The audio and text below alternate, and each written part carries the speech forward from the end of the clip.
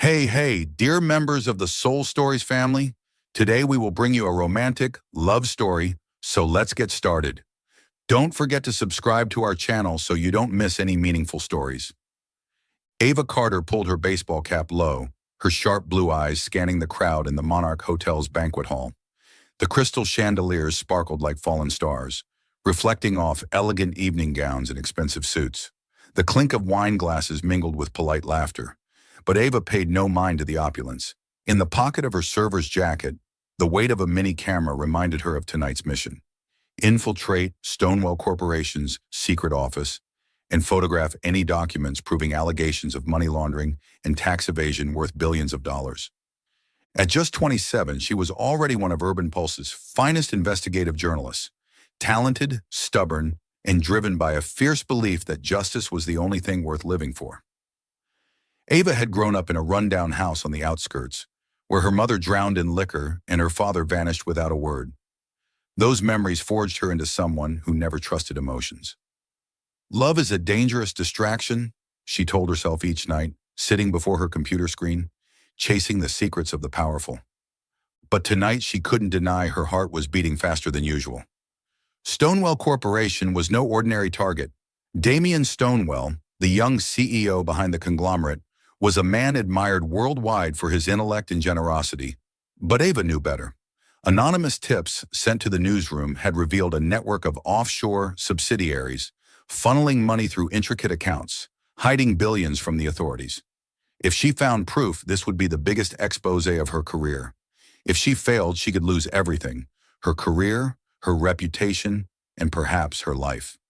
Ava adjusted the tray of drinks in her hands, feigning busyness as she passed a group of guests discussing the stock market. She'd studied the hotel's layout for a week, knowing the restricted corridor leading to Stonewall's temporary office was on the 5th floor. Just a few minutes, a few photos, and she'd be gone before anyone noticed. 9:47 p.m. Time to move. Ava weaved through the crowd, her steps light but resolute. She set the tray on an empty table and slipped into the emergency stairwell. No cameras here. A rare oversight by the security team. She climbed to the 5th floor, her breath quickening, the camera in her pocket urging her on. The restricted corridor was silent, lit only by dim neon lights casting a glow on the deep red carpet. The office door was a few meters away, its electronic lock glinting in the dark. Ava pulled out a small lock-breaking device, a gift from an old hacker contact.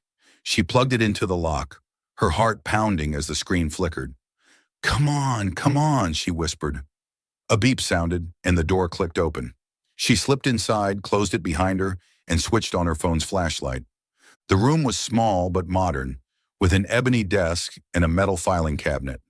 Ava wasted no time. She opened the first drawer, flipping through thick stacks of documents. Most were construction contracts and public financial reports, nothing of value. But in the last drawer, she found a thin folder stamped "Confidential."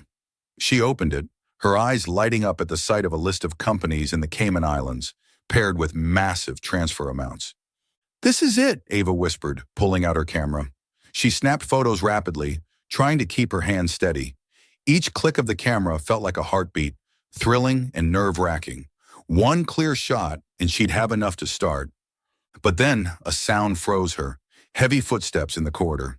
A man's low voice carried through, accompanied by the crackle of a radio. "Check the restricted area. Someone disabled camera 3. Ava switched off her flashlight, her heart racing. She stuffed the camera into her pocket and bolted from the room, not bothering to close the door. The corridor was now lit, 2 guards approaching from the stairwell. No way back. She ran the opposite direction, her sneakers pounding the carpet, leading her to a shadowy corner with an unmarked door. She pushed it open and plunged into darkness. The small room smelled faintly of wood and cologne.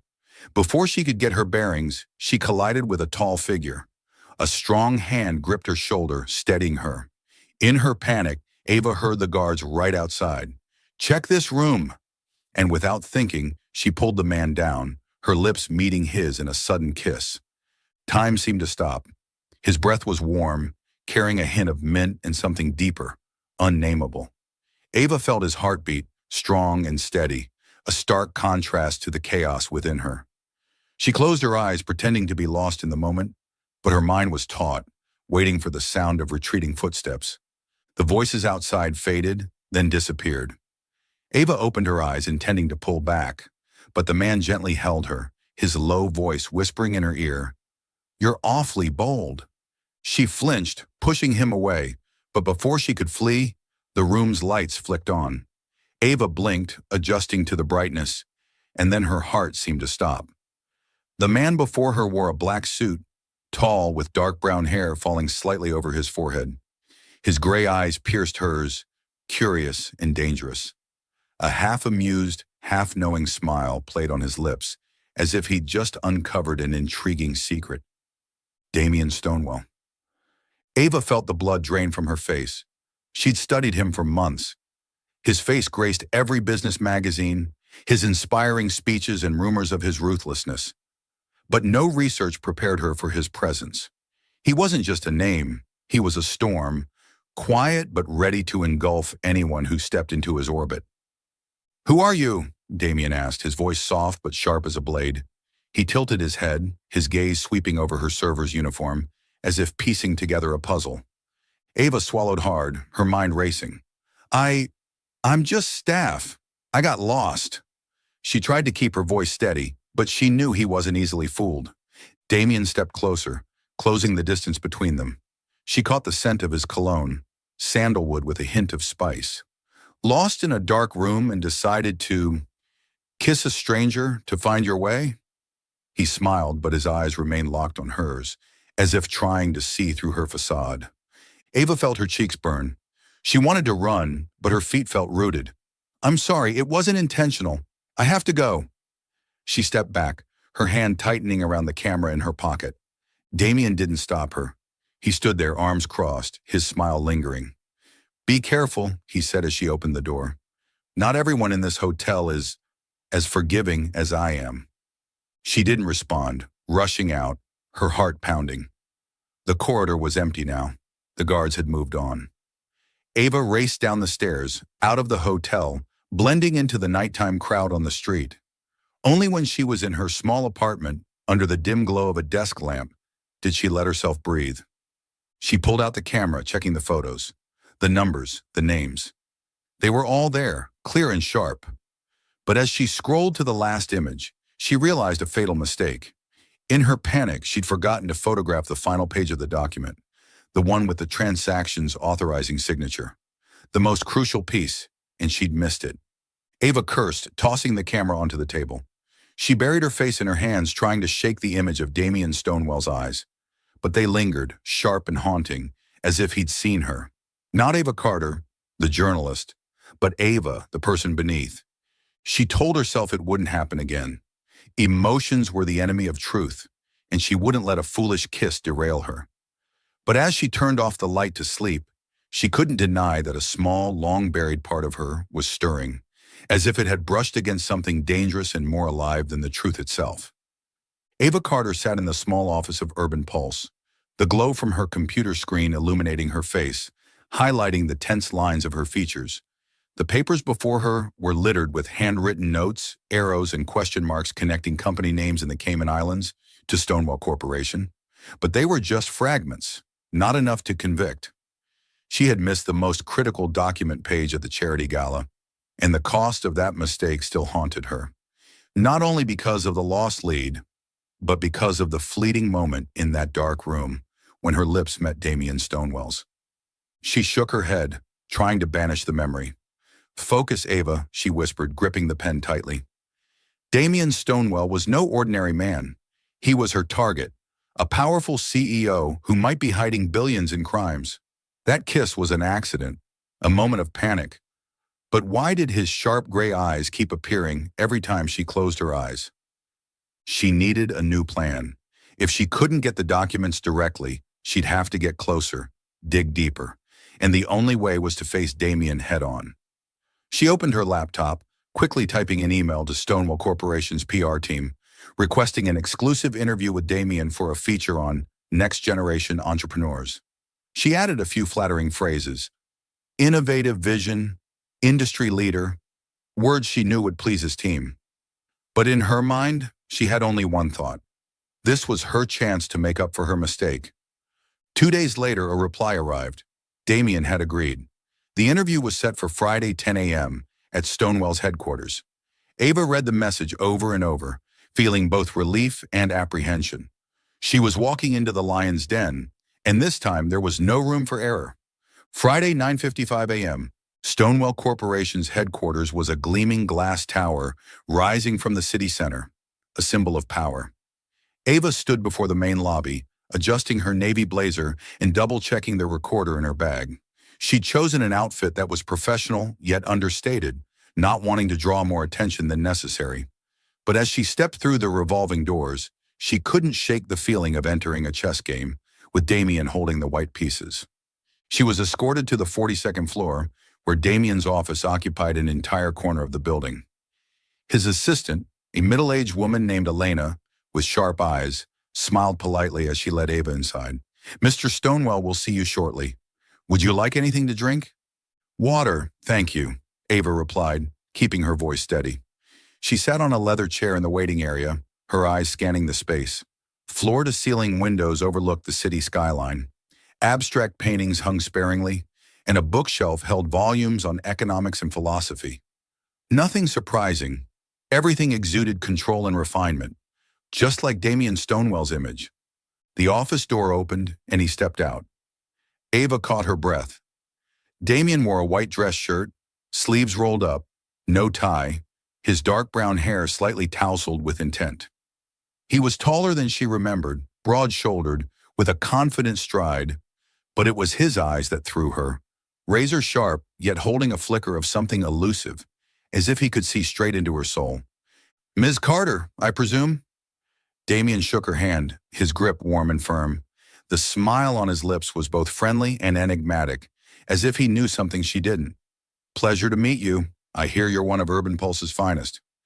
"Yes, thank you for making time," Ava replied, striving to sound even. She pulled out her recorder and set it on the table. "I'd like to focus on your vision for Stonewall Corporation.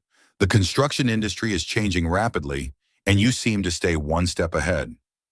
Damien sat across from her, legs crossed, his gaze never leaving her. "You get right to it, don't you?" he said, his voice low and smooth. "I like that, but first tell me, what made you choose me for this piece?" The question caught Ava off guard. She'd prepared for every scenario, but the way he looked at her, as if testing her, threw her for a moment.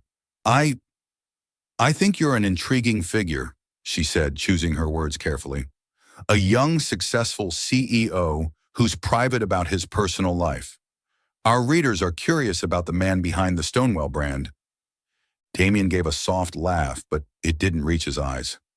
"The man behind," he repeated, as if savoring the phrase. "How many people really want the truth, Miss Carter? Or do they just want a good story?" Ava's throat went dry. She wasn't sure if he was talking about the interview or something deeper. "I think the truth is always worth it," she said, meeting his gaze. "No matter how uncomfortable." A brief silence fell. Damien tilted his head, his eyes probing her. Then he nodded slightly as if making a decision. "Fair enough. Ask away, Miss Carter. I'm an open book, at least for today." The interview lasted nearly an hour, but to Ava it felt like minutes. Damien answered her questions with remarkable intelligence and finesse. When she asked about Stonewall's expansion strategy, he spoke of green technology and sustainability. When she deliberately steered toward offshore subsidiaries, he smiled and said they were part of a complex global supply chain. Every answer was polished, yet vague enough to give her nothing to latch on to. Still, there were moments when he let slip something more genuine. When she asked about his motivation, Damien looked out the window, his gaze distant. "I grew up with nothing," he said, his voice quieter. "No family, no home. I built Stonewall not just to succeed, but to prove I could create something lasting, something that won't vanish when I'm gone." Ava jotted notes, but her hand paused. There was something in his tone, a small crack in his perfect facade, that made her want to ask more. But she reminded herself, he was the target, not someone to empathize with. The conversation paused when she accidentally dropped her ballpoint pen. It wasn't an ordinary pen. It had a backup recording device inside, just in case her main recorder failed.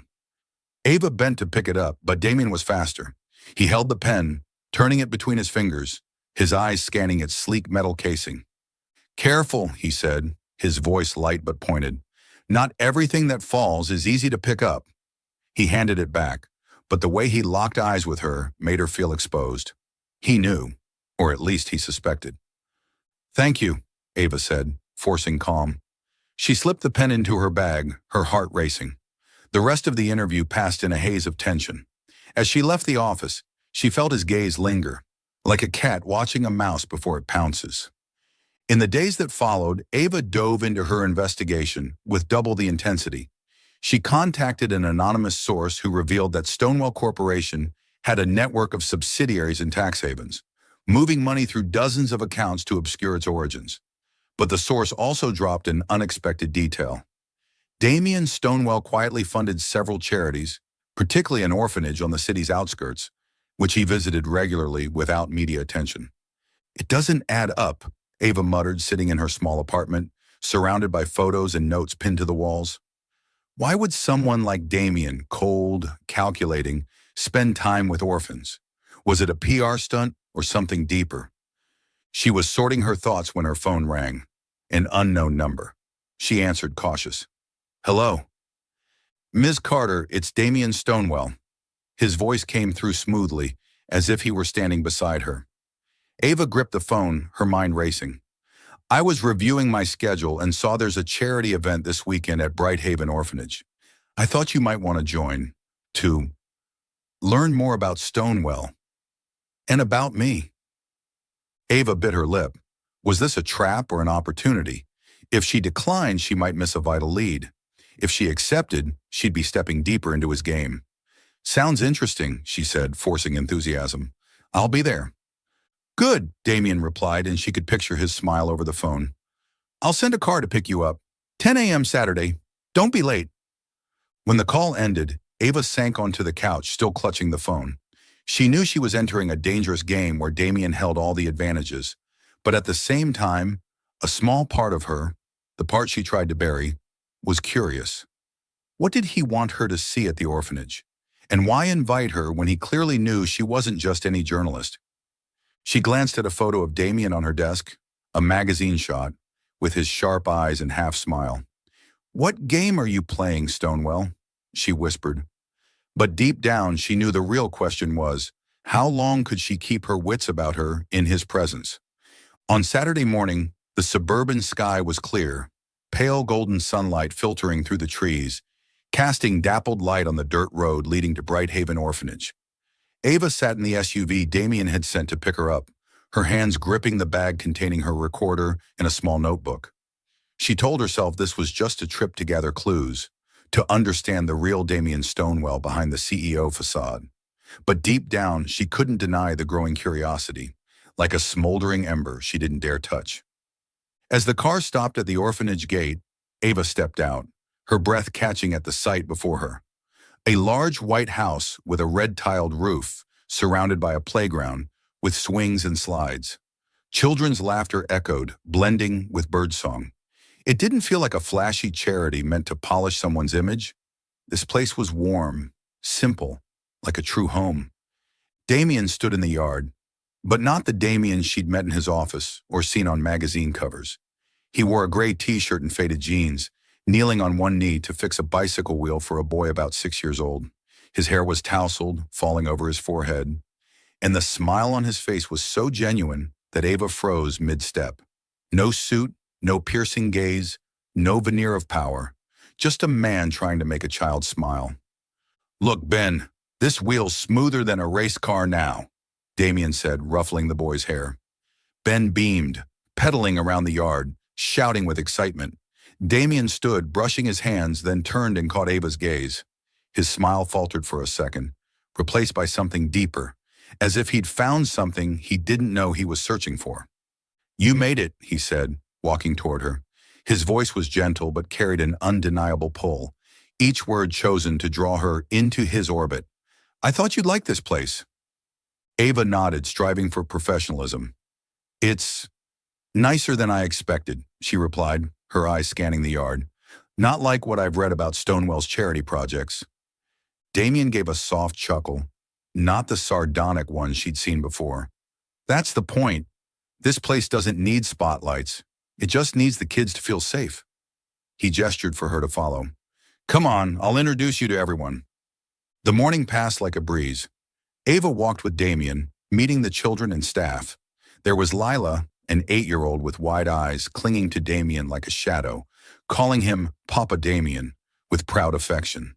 When Lila tugged his hand to show off her drawing, a house under a blazing sun, Damien knelt down, listening intently, his eyes soft but tinged with an unnameable sadness. Ava stood a few steps away, feeling her chest tighten. This wasn't Damien Stonewall, the man behind money laundering allegations.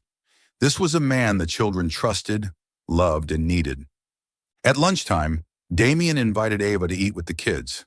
They sat around a long table under an oak tree, the sunset painting the scene gold. The children vied to tell stories, and Damien ate while tossing in silly jokes that made the table erupt in laughter.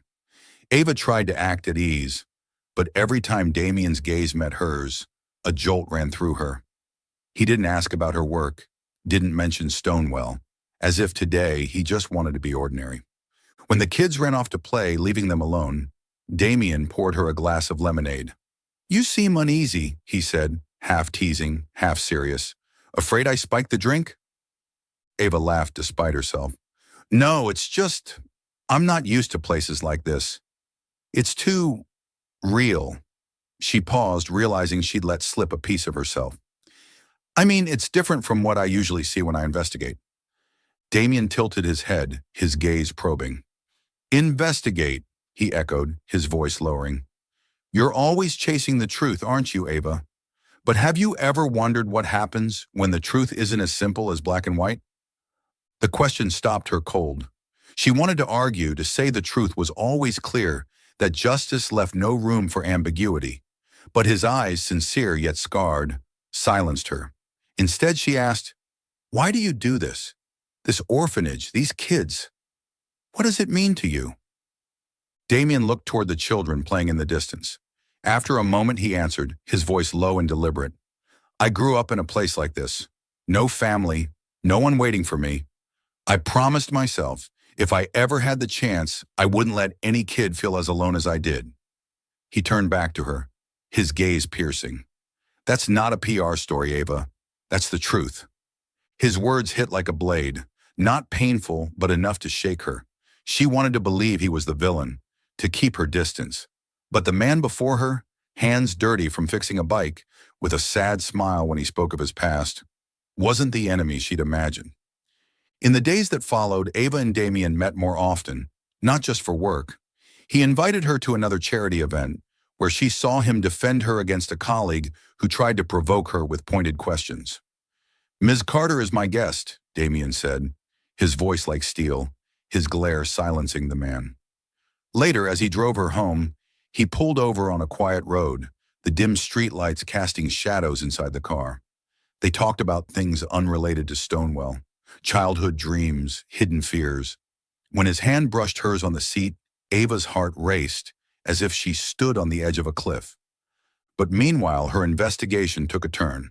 A former Stonewall employee from the finance department contacted her through an anonymous channel.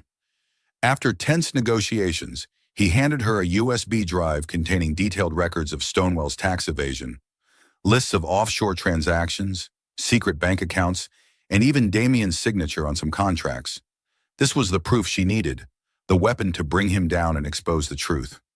Ava sat in her apartment, plugging the USB into her laptop, her eyes glued to the screen as files loaded. Massive sums, shell company names, all laid bare. She began writing her article, the headline flashing on the screen. Stonewall Corporation, an empire built on secrets. But with every word she typed, Damien's image surfaced, laughing with the kids, his eyes when he spoke of his childhood, the way he looked at her like she was the only person in the world. That night she got a text from Damien. Just one line. Meet me at my office, 10 p.m. I need to tell you something. Ava held the phone, her heart pounding. She knew she shouldn't go, but her feet were already moving toward the door. Damien's office was dark, lit only by the city lights streaming through the glass. He stood by his desk, no jacket, shirt sleeves rolled up. When she entered, he didn't smile, didn't joke. There was only a heartbreaking sincerity in his eyes. "Ava," he said, his voice rough, "I know you're investigating me. I've known for a while." She froze, clutching her bag. You knew." Her voice trembled, not from fear, but from something deeper. Damien stepped closer, closing the distance. "I let you get close because I wanted you to see me. Not the CEO, not Stonewell, but me. Because you make me want to be a better man." He paused, his eyes locked on hers. "I'm not asking for forgiveness. I just want you to know the truth." His confession crashed over her like a wave, shattering her defenses. Ava felt her eyes sting, but she refused to cry. "Why?" she whispered. "Why do it? Tax evasion, money laundering. If you knew it was wrong, why not stop?" Damien turned away, his hand gripping the chair. "Because I thought I could control it. Because I thought the money could do good. Like the orphanage. Like the things I never had as a kid." He faced her again, his eyes raw. "But then I met you and I realized, I don't want to be the man you have to destroy." Ava shook her head, tears spilling over. "You don't get it, Damien. I can't stop. The truth is all I have." She stepped back, fleeing from him. That night rain poured in sheets. Unable to sleep, Ava ran to Damien's house, her clothes soaked, hair plastered to her face. She pounded on the door, heedless of the bone-deep cold. When Damien opened it, his eyes filled with worry, he pulled her inside, wrapping a blanket around her. "Why do you make me so confused?" Ava shouted, her voice breaking. "Why can't you just be the bad guy? Why do you have to make me love you?" Damien froze, then stepped forward, pulling her outside into the rain, where they faced each other under the gray sky. Water streamed down his face, but his eyes never left her. "Because I love you too," he said, his voice hoarse. "And because from that first kiss, that reckless kiss in the dark at the Monarch, I was drawn to you, Ava. You crashed into me, bold and fearless, and I knew right then you'd change everything. I can't let you go, even knowing you might be the one to ruin me." His confession was a flame, both warm and searing. Ava shook her head, tears mingling with the rain. "You can't say that," she whispered, her voice choked. "You can't make this harder." But she didn't pull away. She surged toward him, her lips finding his, and they kissed in the rain, fierce and painful, as if it were their last. His lips were warm, tasting of rain and an unspoken promise. Ava sobbed, clutching his shirt. "I wish you were just an ordinary man, not the one I have to destroy." Damien held her tighter, rain dripping from his hair onto her cheek. "If you want me to change, I will," he whispered, his voice firm yet wounded. "But you have to give me a reason to believe I'm worth it." They stood there wrapped in each other, but Ava knew she couldn't stay. She stepped back, looking at him one last time, his eyes pleading to hold her forever. Then she turned, walking into the rain, carrying a broken heart and a silent question. What would she choose, justice or love? The rain kept falling, relentless and icy, as if trying to wash away every emotion in Ava Carter's heart. She stepped into her small apartment, clothes soaked, hair plastered to her cheeks, rainwater dripping onto the worn wooden floor.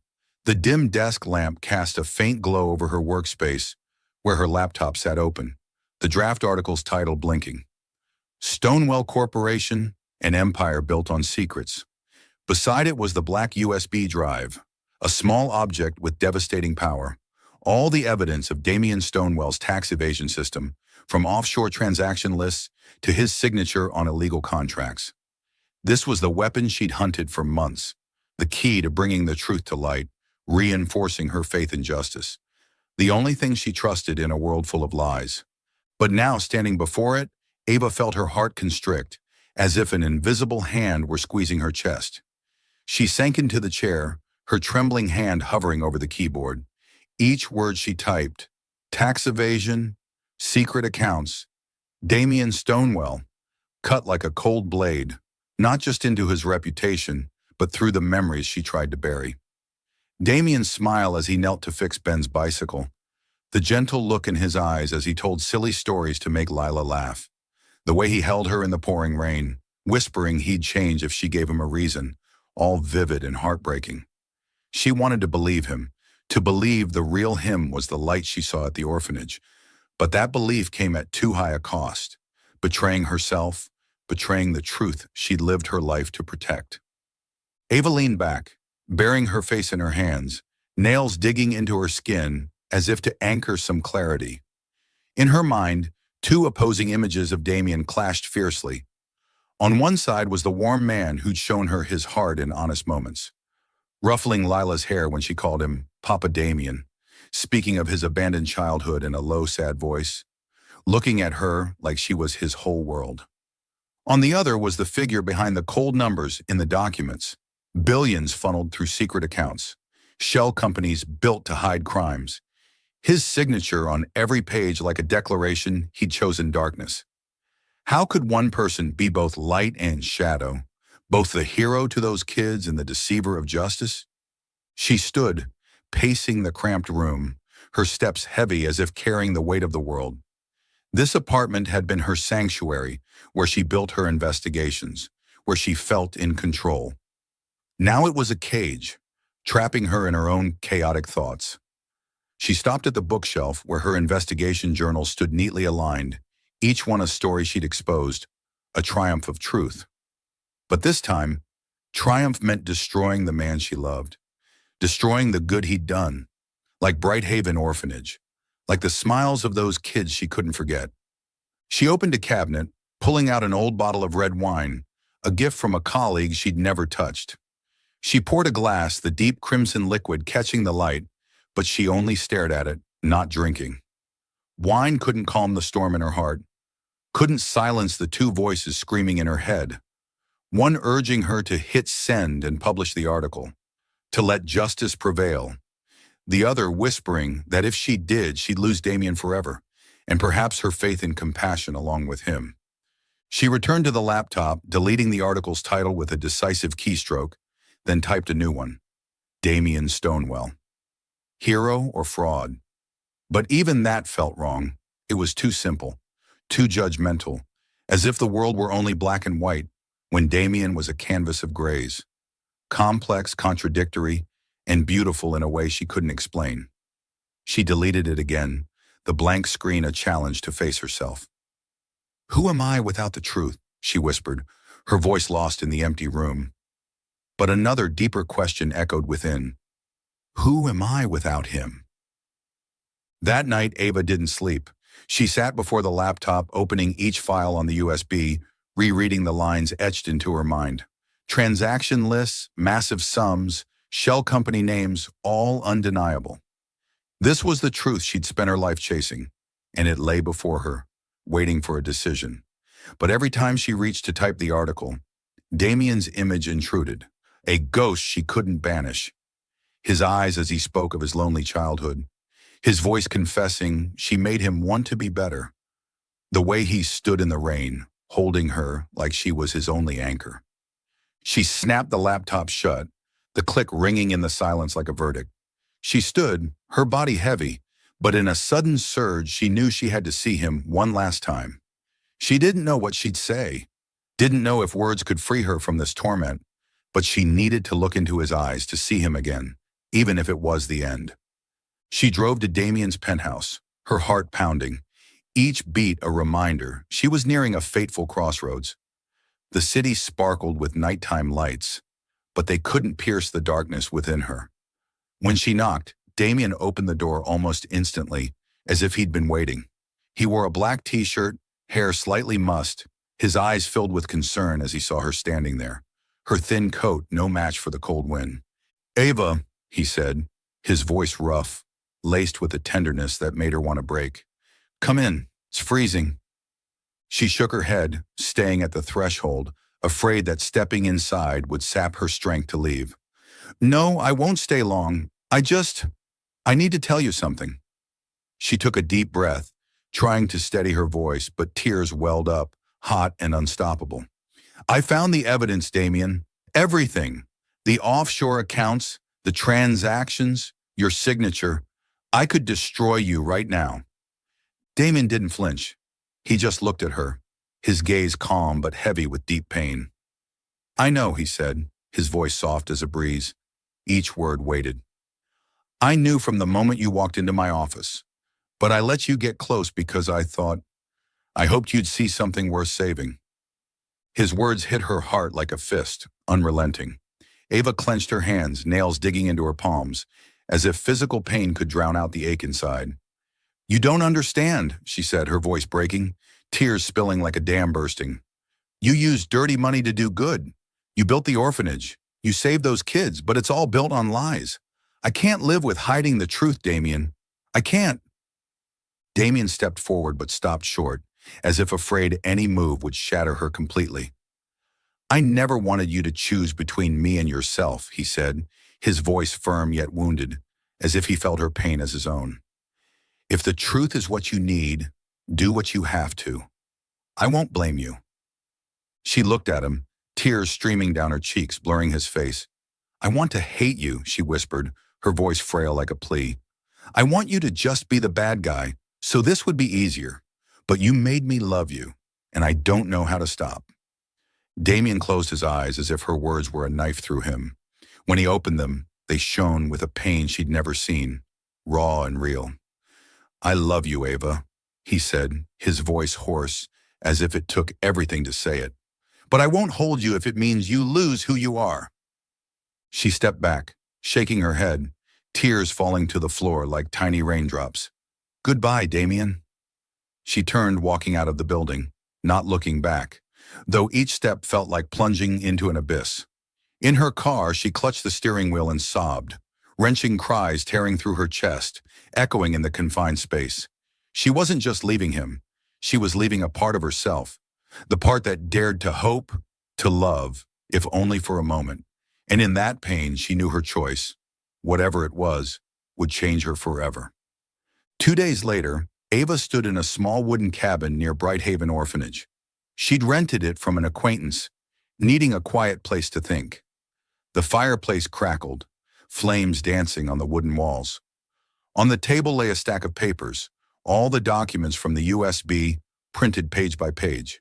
Beside them was the unfinished article draft and a white envelope with handwritten words. "To Damien." She picked up the documents, her fingers tracing the numbers and signatures.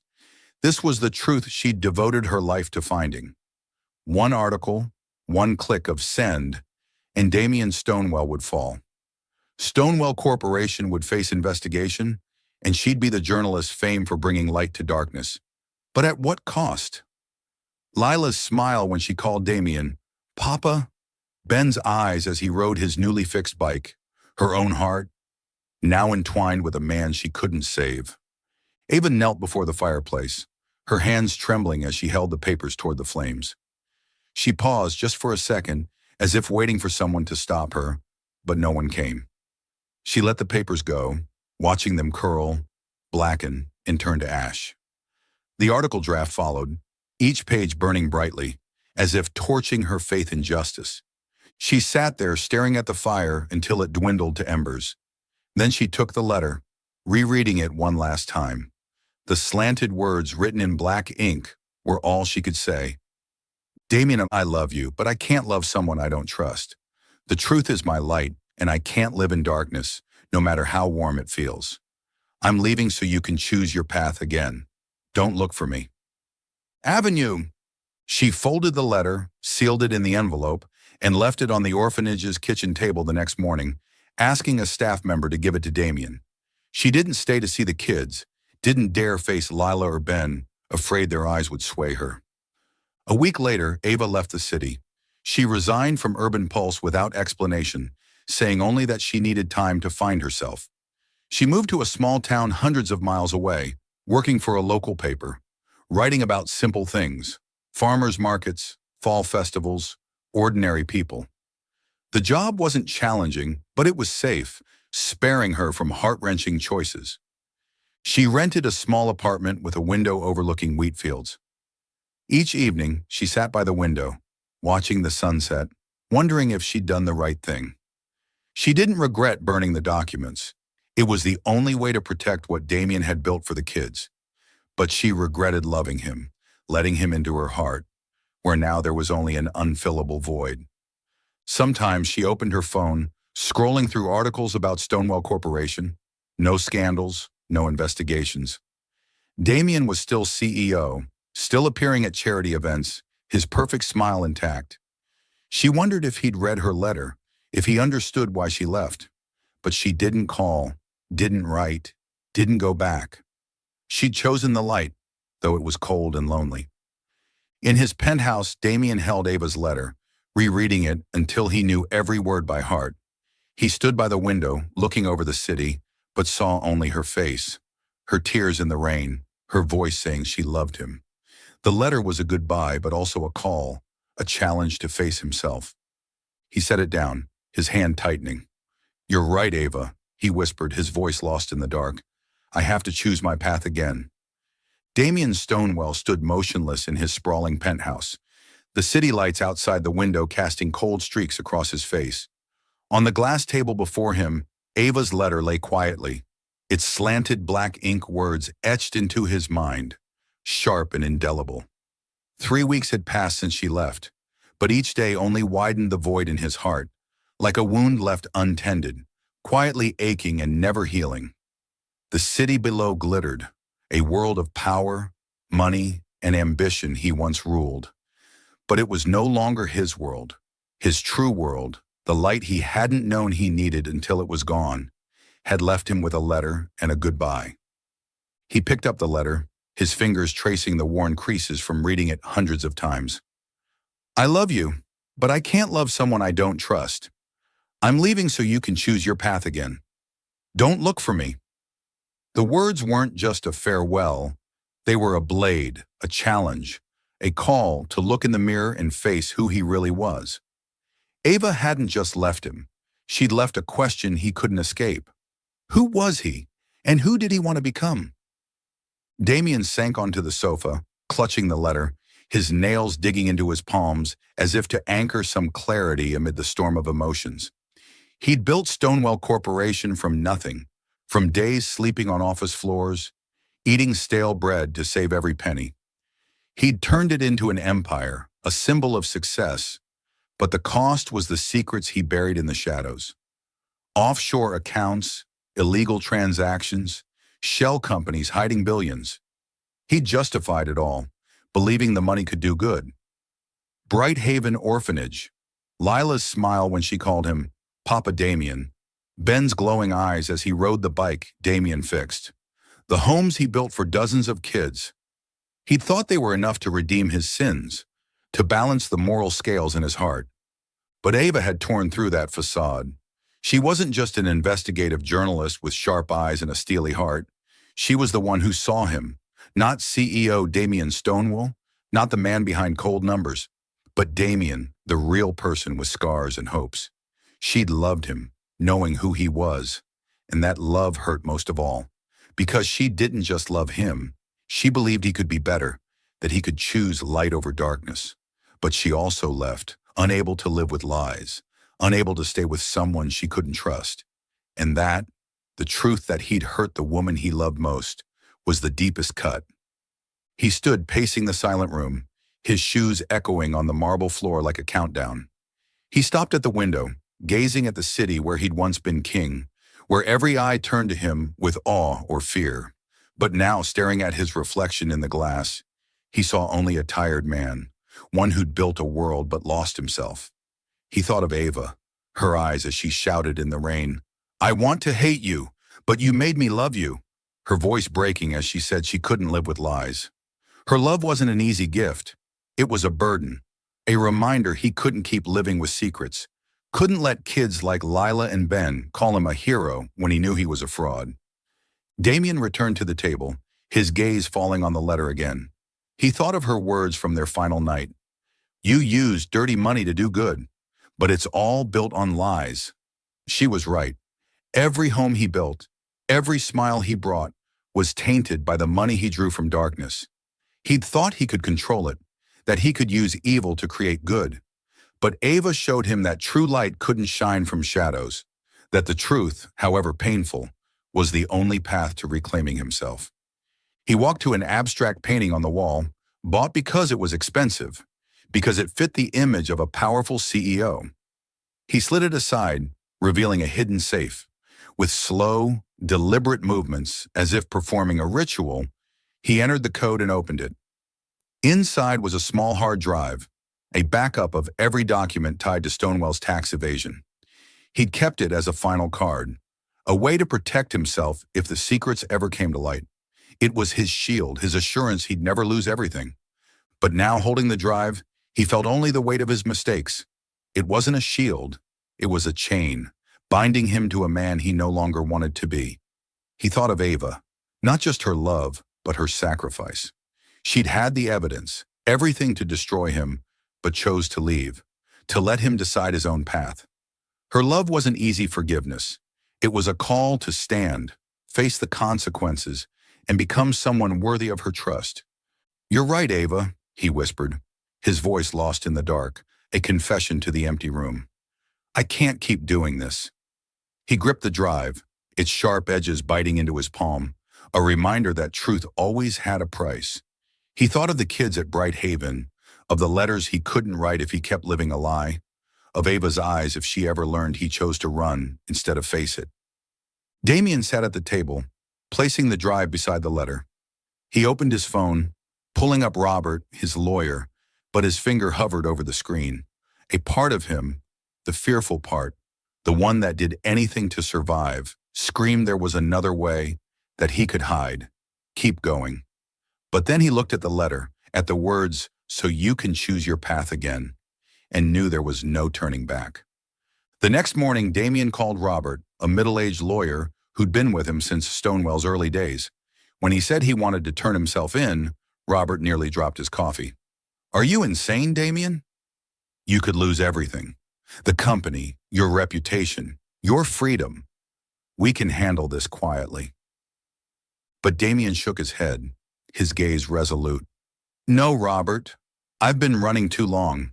This is the only way I can look in the mirror and not see a liar." He glanced at the letter, picturing Ava somewhere out there, and felt a strange relief. This wasn't surrender, it was liberation. For Ava, for the kids, and for himself, he'd face the darkness to find the light. Within 48 hours, Damien met with representatives from the Securities and Exchange Commission. He handed over the hard drive, provided full details of the offshore accounts, and pledged complete cooperation. He didn't ask for leniency, didn't seek to lessen the blow. His only request, that Bright Haven Orphanage be protected, untouched by his scandal.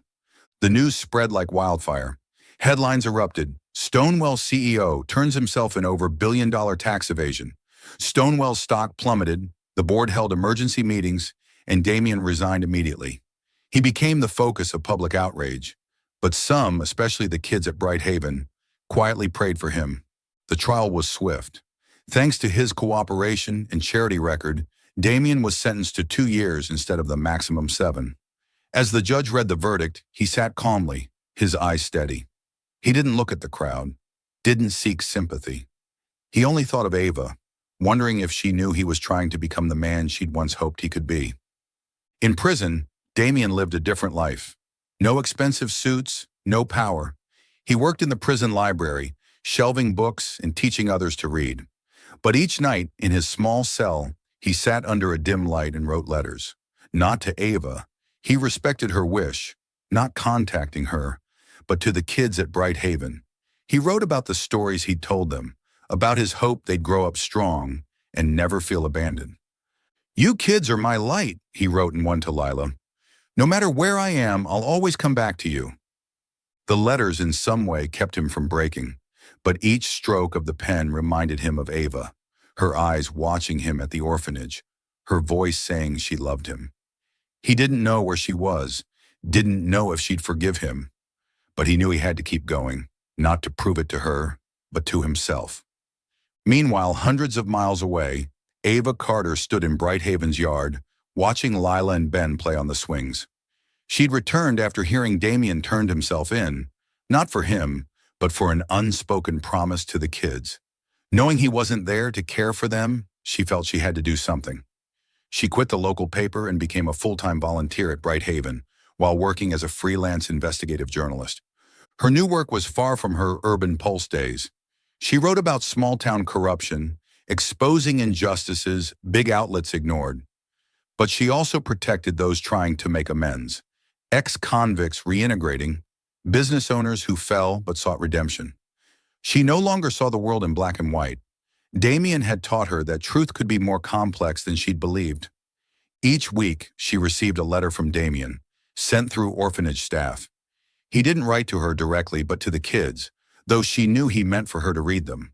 The letters spoke of his life in prison, the books he read, his promise to return. They didn't beg forgiveness or ask her back, but each line was a gentle knife, both painful and making her proud. Lila asked when I'm coming back, he wrote in one. I told her I'm learning to be a better man, so one day I'll be worthy to stand before you all, and before someone else I hurt. Ava read the letters in her small room at Brighthaven, a flickering oil lamp casting shadows on her face. She didn't reply, didn't write back, not because she didn't want to, but because she was afraid. Afraid that opening her heart again would leave her too weak to stay distant. But when Lila hugged her, asking about Papa Damien, her heart stirred, both aching and hopeful. She started a journal, recording her thoughts about Damien, the kids, herself. You're changing, she wrote one night as rain fell outside, and so am I. But I don't know if our paths will cross again. 2 years passed faster than Ava expected. She became integral to Brighthaven, not just a caretaker but a storyteller, a bike fixer, a comforter when the kids missed Damien. She was no longer the Ava Carter of Urban Pulse, living only for the hunt for truth. She was Ava learning to forgive, not just Damien, but herself. Meanwhile, Damien spent his final prison days with one goal: to start anew. He took courses on nonprofit management, planning a new project, a fund for orphans and ex-convicts reintegrating. He didn't dream of reclaiming Stonewall's glory. He wanted to build something real, the way Ava believed in truth. One morning, as he received his release papers, he stood at the prison gate, breathing free air. In his hand was a final letter for the kids, but this time he added a line for Ava. If you read this, know I've never stopped trying to be the man you saw in me. The early morning at Brighthaven Orphanage was crisp, carrying the scent of freshly cut grass and the cheerful chirping of birds. Ava Carter sat on a wooden bench under the oak tree, a picture book open on her lap, surrounded by children listening intently.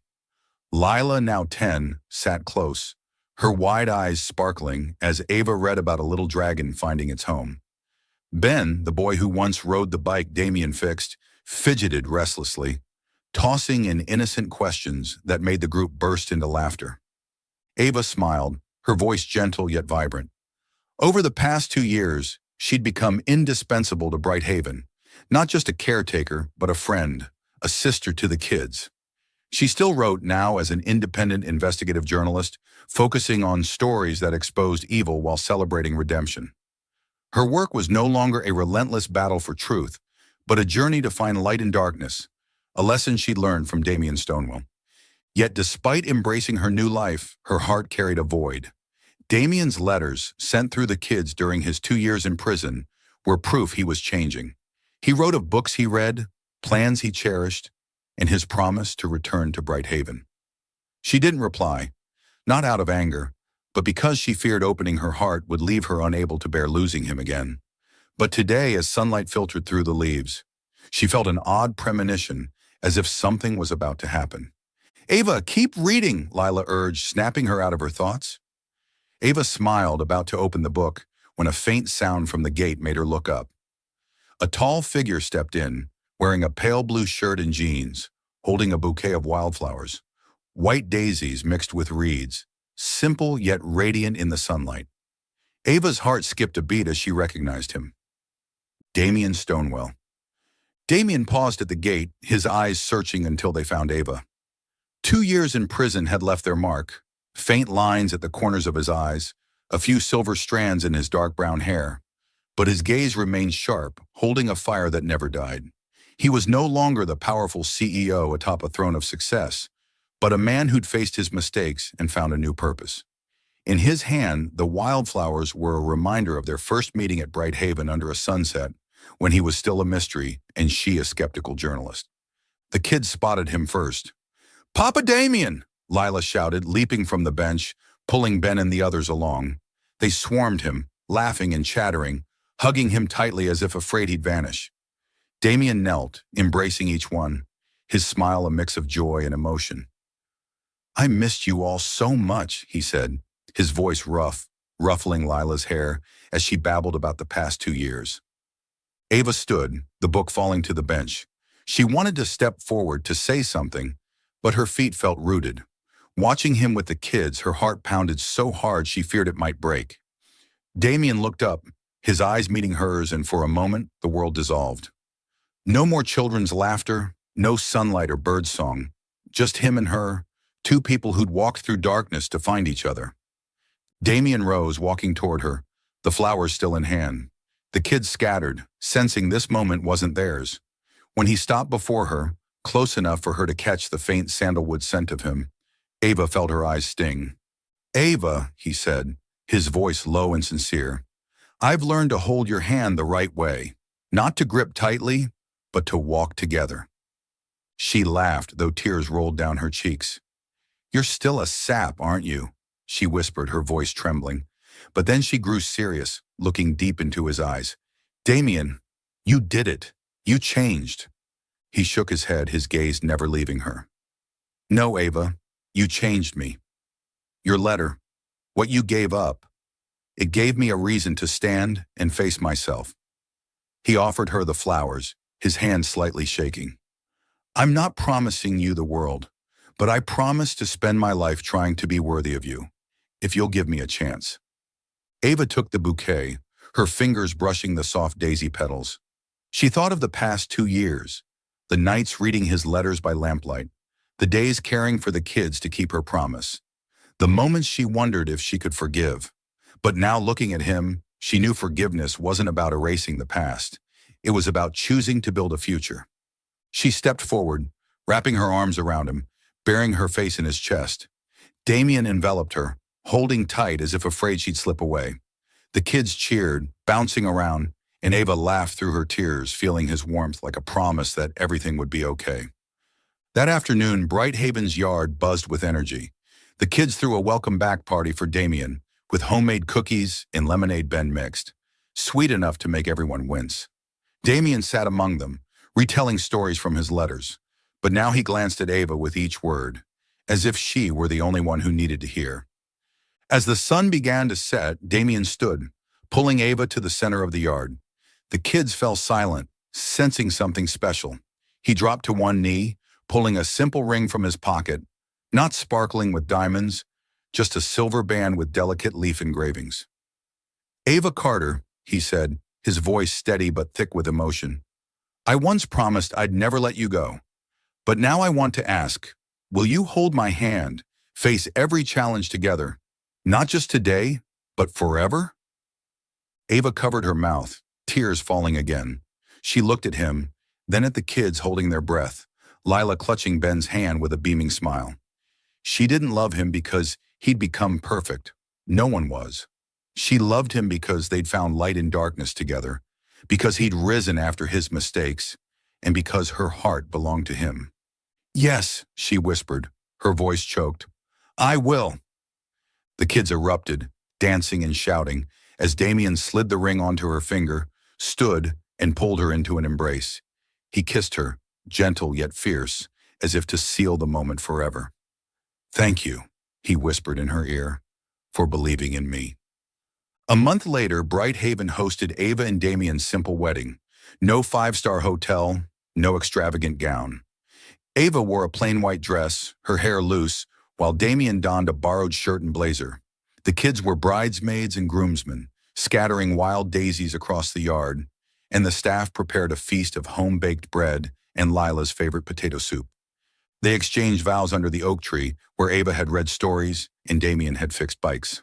"I promise to always be honest with you," Damien said, holding her hands. "Not just in love, but in everything I do."